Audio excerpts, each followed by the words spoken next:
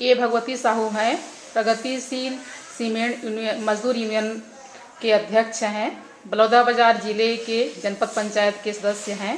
आइए हम मिलते हैं।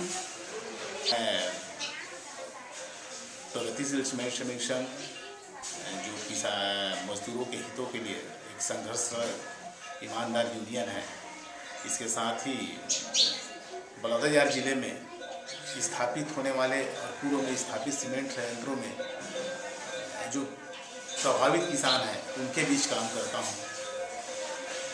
हमारा जो संघर्ष है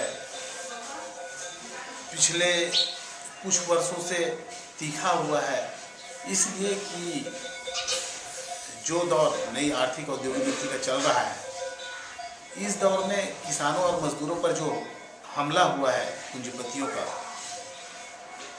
वो बहुत तेजी के साथ हुआ है। श्रम कानूनों में बदलाव और देसी विदेशी पूंजीपतियों द्वारा जमीन अधिग्रहण से किसान और मजदूरों के बीच एक इनके खिलाफ, इस नीति के खिलाफ आक्रोश पनपा है और इन्हीं मुद्दों पर हम आम जनता, किसान मजदूरों के हितों के लिए बलौदाबाजार जिले में संघर्षरत हैं। आप 13 महीने से जेल में भी रहे हैं, जेल का अनुभव रखेंगे? 13 महीने वास्तव में मामला ऐसा था कि हम जो है एक बहुराष्ट्रीय कंपनी होलसिम के खिलाफ लगातार संघर्षरत थे। यहाँ पर फैक्ट्री में मजदूरों को मिनिमम वेजेस, ESI, PF का जो सुविधा, जो कानून प्रदत्त या कारखाना अधिनियम के तहत अनिवार्य सुविधाएं हैं, ये तक नहीं मिलती। और बहुराष्ट्रीय कंपनी होने के नाते इनके अपने देशों में, स्विट्जरलैंड में या अन्य यूरोप के देशों में जो मजदूरों का वेतन है, उस वेतन की तुलना में यहाँ कई गुना कम मजदूरों को वेतन मिलता है। हम कह सकते हैं कि यहाँ के मजदूरों को जीने लायक वेतन तक नहीं दिया जाता। उसके लिए मजदूरों के अधिकार के लिए हम संघर्षरत थे।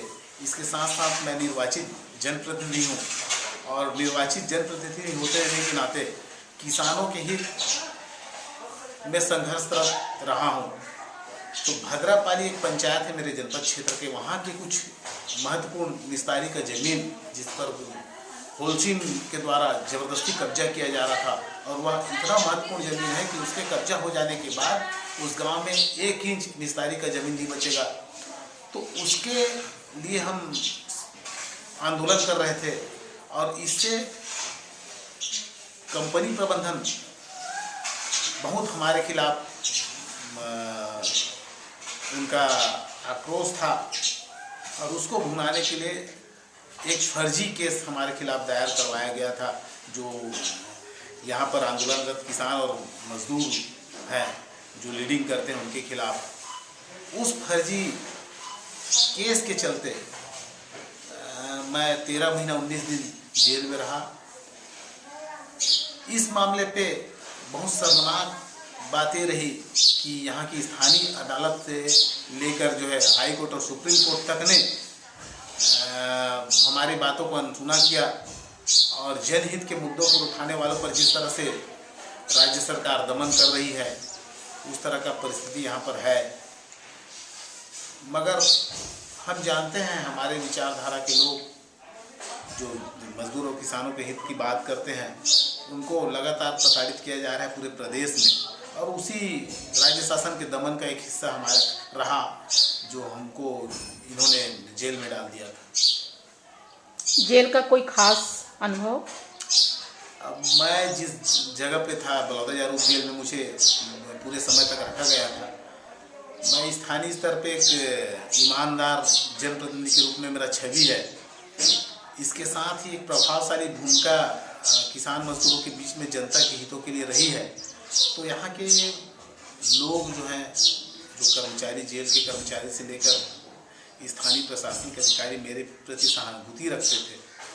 उस सहानुभूति के जरिए मैं एक लंबा अवधि वहाँ पर काट पाया। इसके साथ साथ जेल तो जेल है, जेल में बहुत सारी तकलीफ़ें होती है, मगर हम विचारवान लोग हैं और विचारों के मजबूती के चलते ही वहाँ पर हम इतने लंबे अवधि तक टिक पाए।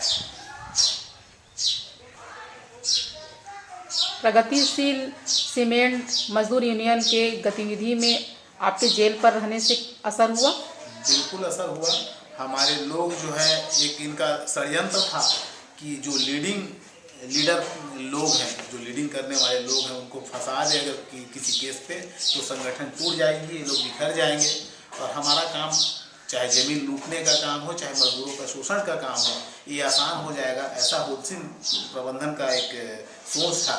मगर हमारे अरेस्टिंग के बाद लगातार आंदोलन हुआ और हमारी बातों को आप जैसे लोगों के माध्यम से देश विदेश में एक